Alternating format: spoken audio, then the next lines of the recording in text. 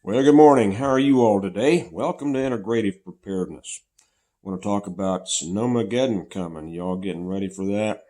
Well, I am. I'm going to say a few things about that. These things are great drills.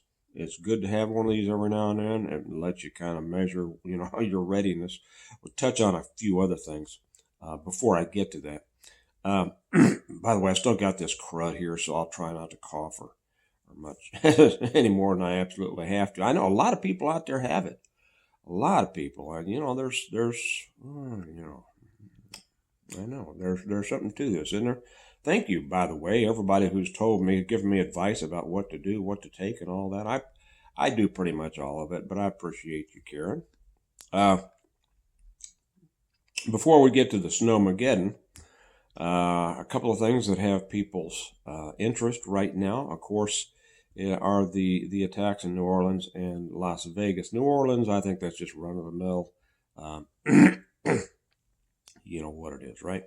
Las Vegas, totally different situation as far as I'm concerned. That is interesting. And the more I hear about it, the more I read about it, the less sense it makes. Um, I told somebody this morning I would love to run the investigation on this. We're never going to know the truth on this one. I will guarantee you. Black Scout Survival did a pretty good one on this morning, and I have watched. Matter of fact, pardon me. I have watched. I took the time this morning because I'm not feeling that good to watch a few other channels to see what they were saying about this. Some of them. Well, just a second. Okay, I had to put you on pause there for a second because I felt a big one coming.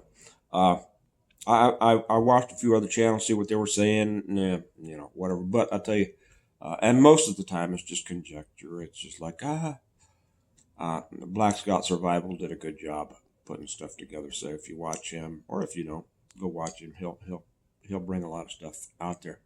But I'm sure there's a lot more to this, and I can just imagine how complicated this is going to be, and all of the. And I don't have to tell you if you've kept up with this, all the things that don't make sense, right? And I think that's one of the reasons we'll never know the truth. So, interesting, yes, to the extent that it is worth uh, dwelling on. Well, in the sense that it's interesting, I guess that's it. But like I say, we're never going to know, and there's a lot more beneath there. I'm going to be making a video later today, probably, on this fog. And I'll probably put that over on the DoomTube channel. By the way, the DoomTube channel is exploding. Great to have all of you who have come over and joined on that. I think you're going to enjoy it. The link's down below. If you haven't joined us, we'd love to have you. But I'm going to be doing something probably tonight on this fog. There's more to it than you think. And then I'm also going to do one probably tonight. And whether I just put it on the Patreon channel or on this channel, I haven't decided yet. But I'm going to do one on lessons in resistance and rebellion from the IRA, the Irish Republican Army. Yeah, it may seem like that's a little bit, out of the subject of today, but I'll explain why it's not. Okay. Snowmageddon. So we're told that we're going to get anywhere from, some reports are 7 to 12 inches of snow here starting Sunday. We're in the Kansas City area. My daughter's phone says 12 to 15 inches. I don't know. We haven't had a snow like this for 14 years. And when it does happen, well, I mean, if now we are far enough north that we deal with snow and ice and everything like that. It's not like, Dallas or San Antonio or, something like that. We're used to it. But still, it's unusual to get that amount of snow, and it does have an effect. I don't have to tell you, if you're here, you're a preparedness-minded person, to make sure that you have everything that you need so that you don't have to leave the house. If it is a snow to that extent, you may not be able to leave your house. And this brings in not only uh, inconveniences, but maybe some danger as well, depending on where you live. Okay. Now, where I live, well, no, we're not going to have to leave the house. I mean, right? I wouldn't have to leave the house for a year if I didn't want to.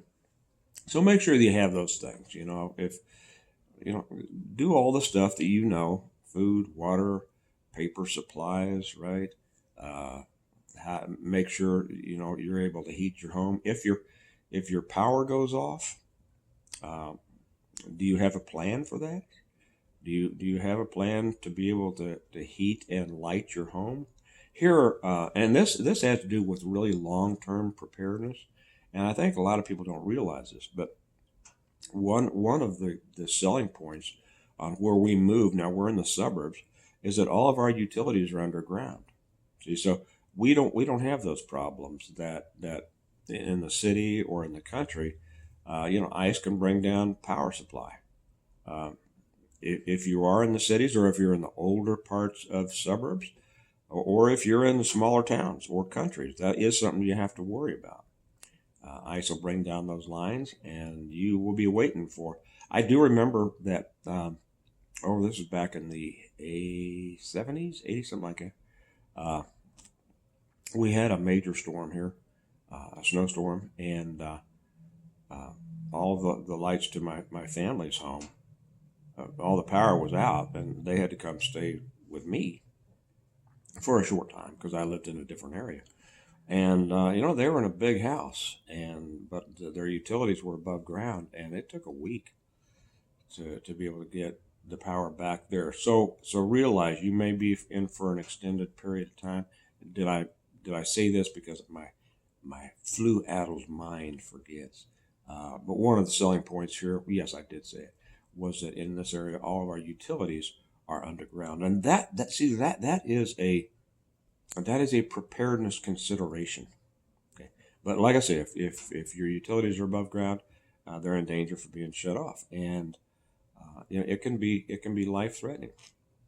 Now, again, here in where I live, uh, in the outer suburbs, our streets, or we can get 15 inches of snow, and our streets will be cleared by the next day.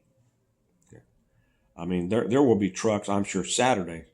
By Saturday, there will be salt trucks and solution trucks running all over the place.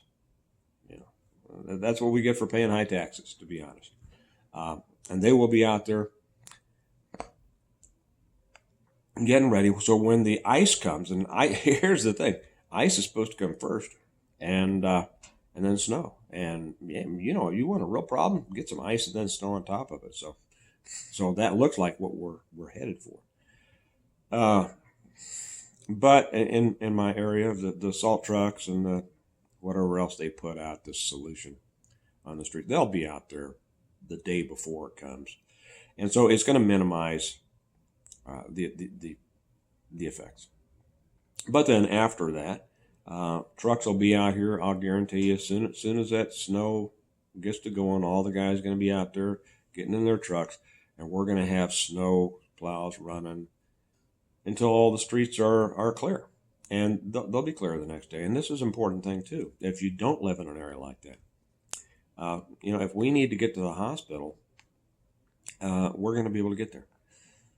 Fire response is going to be able to get to us if we need it. Police response, we never need police. A medical, emergency medical will be able to get to us, and that's real important. I spent Christmas Eve in the hospital 14 years ago.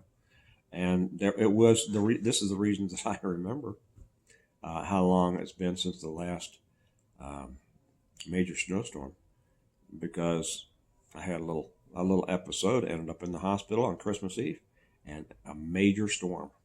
All the family came over to have Christmas Eve in my hospital room with me. How nice! I told them to stay home, don't get out there, but they all came over. It was nice. I was out the next day. I was out Christmas. And so everything was cool. But by Christmas Day, everything was, they could barely get home from the hospital back home. But by the next day, streets were clear. Okay. So remember, if you're in an area where it's not like that, which for the most part, even the cities, they'll be clearing their streets.